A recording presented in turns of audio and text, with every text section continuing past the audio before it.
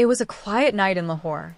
The streets were nearly empty except for the flicker of a single streetlight outside a small tile and marble shop. Inside, 28-year-old Sarah Malik was counting her earnings for the day, scribbling the numbers into a worn-out ledger. It was past midnight and she looked exhausted. She had worked long hours since her father's passing, determined to keep his small business alive. She checked her phone one last time before locking up. At 12:33 a.m., her screen lit up. The caller ID read Dada, her grandfather. The name made her freeze for a second. He had died 2 years ago. The call lasted exactly 3 seconds, then disconnected on its own. She stared at the phone, confused. Maybe it was a scam. Maybe a network glitch. She brushed it off, put the phone in her bag, and stepped outside. The road was empty except for the hum of a distant engine. The next morning, Sarah was gone. Her mother found the shop's shutters still open, her bag on the counter, and the tea she had made before leaving cold. The police were called immediately. There were no signs of forced entry, no broken locks, no struggle.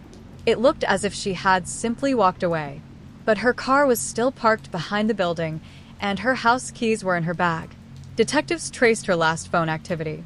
The final outgoing signal came from the same street as her shop, just minutes after that strange call. The phone had then gone offline. Within days, the case made local headlines. A missing businesswoman. No suspects. No witnesses. Just one unanswered call from a dead number. Things took a strange turn when a local vlogger posted CCTV footage from a restaurant across the road. The grainy video showed a black sedan parked near Sarah's shop for almost 3 hours that night. At 12:34 a.m., 1 minute after the mysterious call, the car's headlights turned on, then off again.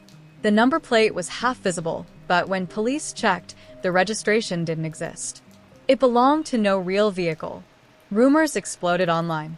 Some people believed Sarah had been kidnapped by a criminal gang. Others claimed she had run away due to debts. Her best friend Maya, who worked with her in the shop, told investigators that Sarah had been nervous for weeks.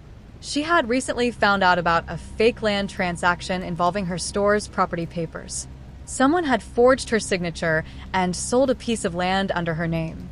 Sarah had said she would expose whoever was behind it. Then, a disturbing detail surfaced.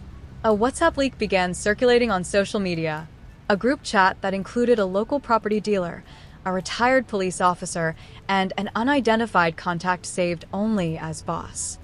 The messages hinted at something dark. She's asking too many questions. She knows about the papers. Close her mouth before she talks. Forensics confirmed the screenshots weren't edited. The messages were real. Yet the police didn't make any arrests. Not enough evidence, they said. 2 weeks later, another piece of evidence appeared, a video uploaded to TikTok. It showed Sarah standing outside an abandoned college courtyard, recorded from a distance. The caption said, "Spotted her today.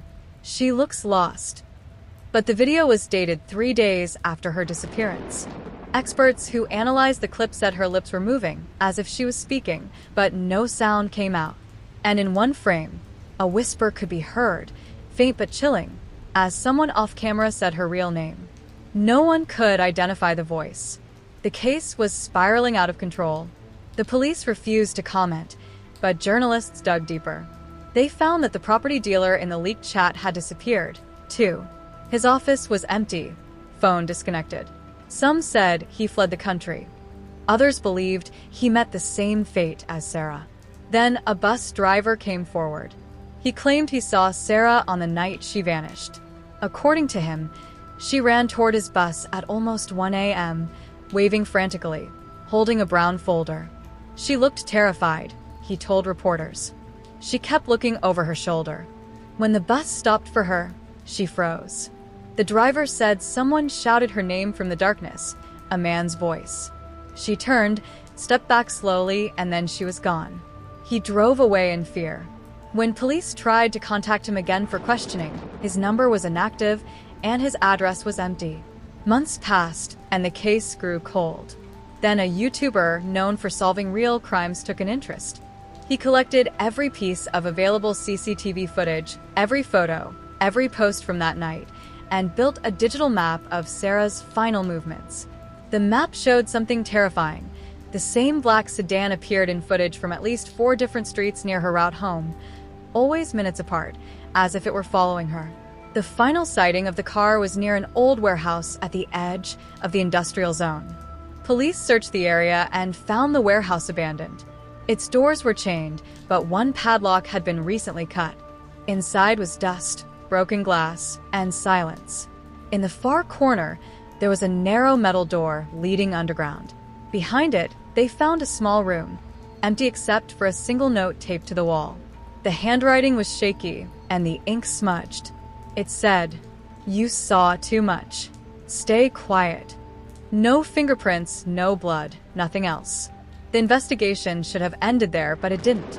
Sarah's family began receiving strange calls again.